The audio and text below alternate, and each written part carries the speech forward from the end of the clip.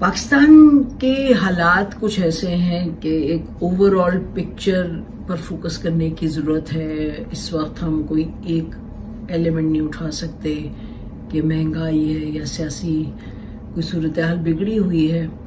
अगर आपको इस वक्त कोई ये कह रहा है कि पाकिस्तान में हालात ठीक हैं जी, ऐसे ही होते हैं, अंडर कंट्रोल हो जाएंगे, आप फिक्र ना करें, तो वो गलत कह रहे हैं। क्यों गलत कह रहे हैं? इसलिए गलत कह रहे हैं क्योंकि इस वक्त 5-6 मामलात ऐसे हैं जो कि अगर हम कहें कि पहले हमने पाकिस्तान में ये इस तरह के मामलात नहीं देखे। एक तरफ तो आप देखिए कि ISPR की तरफ से पिछले एक महीने में शायद 3-4 के करीब आ चुके हैं स्टेटमेंट्स।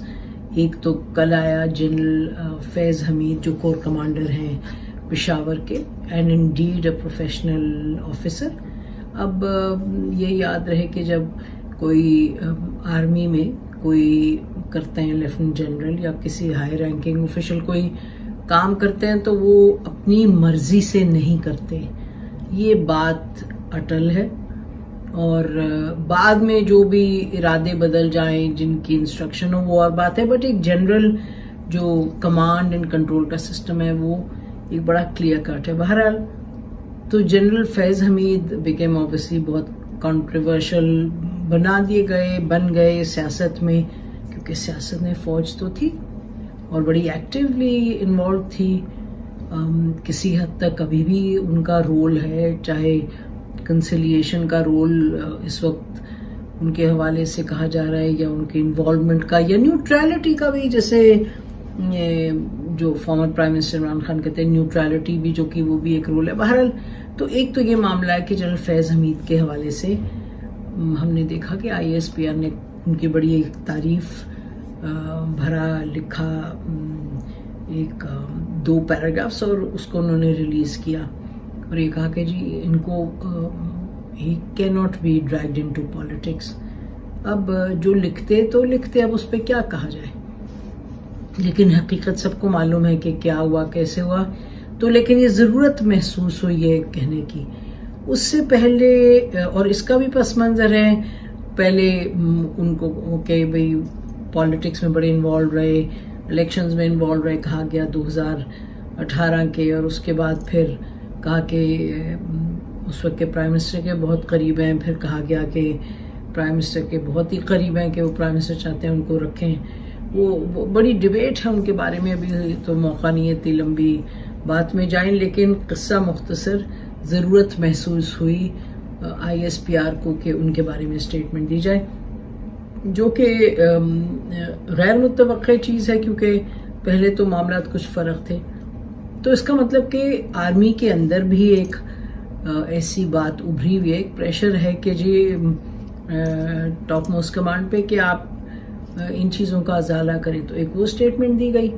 उससे पहले एक स्टेटमेंट दी गई जिसमें कि ये जब फॉर्मर प्राइम मिनिस्टर ने अपने जलसे में बड़ी क्लियर कट, वो हमने पहले भी जिक्र किया था, उन्होंने कहा कि सिपा सलार थे सिराजुद्दौला के, अंग्रेज़ों के साथ मिलकर उन्होंने की एक साजिश की। तो वो पहले सिपा सलार नहीं कहते, खाली मीर जाफर कहते थे, मीर सादिक। वो हुआ, उसके बाद हमने देखा कि फौज को ज़रूरत पड़ी कि ISPR को कि वो ये क्लियर करें और ये कहे कि जी ये ना करें। उससे पहले भी आपको मालूम है कि कुछ ये भी हुआ कि पीका का भी इस्तेमाल करें, चुप कराएं, फिर ये 4th जनरेशन वॉरफेयर, ये चीज़ बदलती गई मुख्तलिफ अदवार में पिछले दौर में भी। लेकिन अब एज वी स्पीक पिछले कुछ हफ्तों में प्रेशर ज़्यादा महसूस हुआ है। और नंबर 2 के जो रिटायर्ड आर्मी के ऑफिसर्स हैं उनके हवाले से आप देख रहे हैं कि एक तरफ टेलीविज़न पे स्टेटमेंट्स आती हैं कि जी हम फौज की टॉप कमांड के साथ हैं, साथ साथ फिर ये भी खबरें मिलती हैं कि जो कुछ रिटायर्ड ऑफिशियल्स की बड़ी अहम उनकी जो तंजीमें हैं उसमें 6-6 लाख लोग हैं, किसी में 60-70 हज़ार हैं, किसी में कुछ और। वहाँ भी एक तनकीदी पहलू सामने आता है जिस तरीके से चीज़ें हैंडल की गई हैं। तो प्रेशर मिलाकर ऐसा है कि वो ISPR has to come out and give clarifications. दूसरी हम चीज़ देख रहे हैं कि इमरान खान साहब के जो जलसे हैं वो उनमें वो बढ़ते चले जा रहे हैं, नंबर्स जो हैं वो कम नहीं हो रहे। और 20 मई के बाद वो कह रहे हैं मैं तो बुलाऊंगा जी लोगों को और आएंगे लोग, और आप देखें मैं तो दूंगा कॉल। वो जहाँ जाते हैं आप देखते हैं उनको पजीराई हासिल होती है और लोग निकलते हैं। He is captured the imagination of the Pakistani public. कुछ मामलात पे उस दिन इमरान खान साहब कह रहे थे वो टीवी वालों किधर हो, आप किधर चले गए हैं। हम सबसे कह रहे थे कि जरा अंडे और आलू टमाटर की कीमत आप क्यों भूल गई तुम्हें।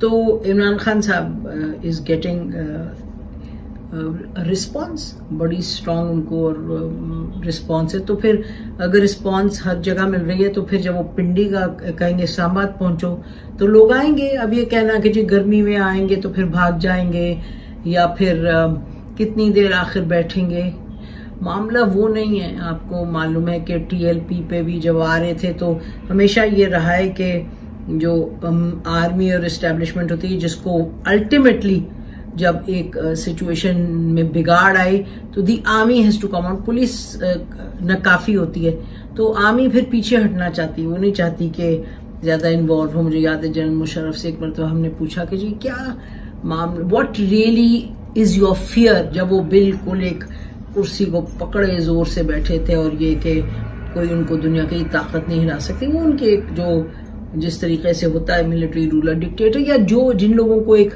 इल्यूजन ऑफ कंट्रोल हो या डिल्यूजन कह दें, तो उन्होंने हमसे कहा था कि जी अगर 20-30 हजार बंदा आ जाए तो फिर मुझे नहीं पता चलेगा मैं क्या करूँ। और बात है कि आसिफ अली जरदारी साहब ने एक सियासी तरीके से संभाला था जब डॉक्टर कादरी आए थे, प्रोफेसर डॉक्टर लामा कादरी साहब आ गए थे, लोगों को ले आए थे कि करप्शन बहुत है तो अब इनको सब लोगों को निकालें, सुप्रीम कोर्ट कुछ करे। तो फिर कोई एक उन्होंने तस्फिया शुदा हल निकाला था। तो बहरहाल अब ये जो आने लगे हैं इमरान खान साहब का जो बिल्डअप है वो ऐसा तो नहीं है कि जी आ रहा हूं मैं तो आपको इजरा अग्रीमेंट साइन कर लें, तो वो भी एक मामला सीरियस है। तो एक हो गया कि फौज के अंदर भी जो आप स्टेटमेंट्स देख रहे हैं वो किसी चीज की शुनीद है, वो कुछ मामलात ऐसे हैं जिनको सुधार जिनमें लाने की जरूरत है। नंबर 2 कि ये इमरान खान साहब जो अपना जमा कर रहे हैं लोगों को और जमा करके ले आएंगे पिंडी इस्लामाबाद में, that will be a serious affair जिसको हैंडल करना होगा। नंबर 3 ये कि हुकूमत जो है वो किसी मामले पर एक तय नहीं कुछ कर पा रही है। यानी कि लंदन जाने की बात हुई कि लंदन चले गए जी, वहां से बड़ी प्रेस कॉन्फ्रेंस होगी, बहुत स्टेटमेंट्स आएंगी जी, काबीना चली गई, प्राइम मिनिस्टर साहब चले गए, तो वहां से फिर क्या कहें, खोदा पहाड़ निकला चूहा या खोदा पहाड़ और उनको पता नहीं और क्या नजर आया कि कुछ भी नहीं। उन्होंने कहा हाँ जी नहीं इलेक्शन नहीं करवाएंगे फौरन, बस ये बात है। ये जो जाने से पहले भी हम सुनते थे, शायद खाकान अब्बासी साहब जैसे लोग कहते थे जी इलेक्शन नहीं जल्दी करवाएंगे, फिर इसहाक डार साहब वहां से कहते थे नहीं जी इलेक्शन तो हम अक्टूबर तक करा सकते हैं। सो वो ही मामला है मेरा ख्याल है कि वही स्टेटस को की सिचुएशन है कि कोई अटल हतमी बात नहीं। जरदारी साहब ने कहा कि इलेक्शन हम टाइम पे करवाएंगे, जल्दी क्या करवाएं, लेकिन जो प्रेस कॉन्फ्रेंस कह रहे थे जो कि कहा जा रहा था जी वहां होगी और उसमें बताया जाएगा, वो नहीं उन्होंने मुनासिब समझा करना। एक जनरल बात है कि जी इलेक्शन टाइम पर ही होंगे यानी अगले साल होंगे। चौथी बात ये कि हम खुद यहाँ कह रहे थे इसी चैनल पे आपके सामने हमने ये रखी थी ऑप्शन के ये जो कमीशन है जुडिशल कमीशन उसको बनाए, जो कि अमरीकी कंस्पिरेसी की बात होती है। वो कहते हैं जी जुडिशल कमीशन बनाया और उसको ओपन करें और ट्रांसपेरेंट हो, पब्लिक हियरिंग हो उसमें, और हमारा ख्याल तो होना चाहिए ऐसे, बिल्कुल होना चाहिए ऐसे, क्योंकि अगर इमरान खान सब हर चीज इम्पोर्टेड गवर्नमेंट और ये तो फिर करें, इसको निकालें, बात को आगे लेके चलें ताकि पता चले दूध का दूध पानी का पानी हो। हमारा तो ये भी ख्याल था कि नेशनल सिक्योरिटी कमेटी के जो 2 वो उनकी मिनट्स हैं, 2 जो जिन्होंने इस मामले पर बातचीत की थी उन कमेटीज के मिनट्स होने चाहिए डिक्लासिफाई। और वो जो मरासला है, मरासले में कुछ ऐसा नहीं कि अमरीकी प्लान कोई सामने आ जाएगा या कोई उनकी बड़ी एक स्टेट सीक्रेट है, they don't want to share, उसको सामने ले आए। उस पर भी हम देखते हैं कि कुछ कदम नहीं उठाया हुकूमत ने, कोई अटल फैसला नहीं किया।